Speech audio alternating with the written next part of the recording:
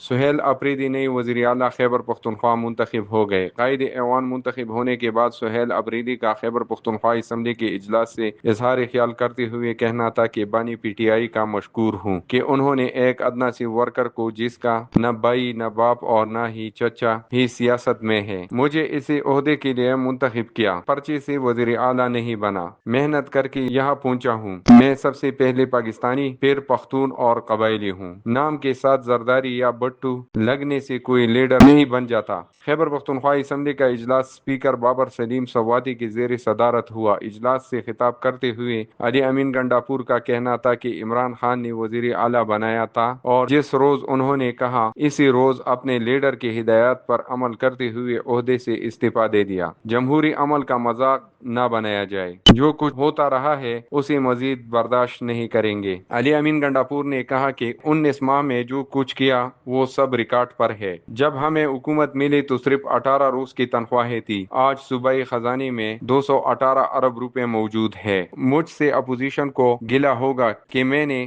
انہیں فنڈز نہیں دیے، لیکن عوام خوش ہے کیونکہ میں نے پیسہ عوام پر لگایا۔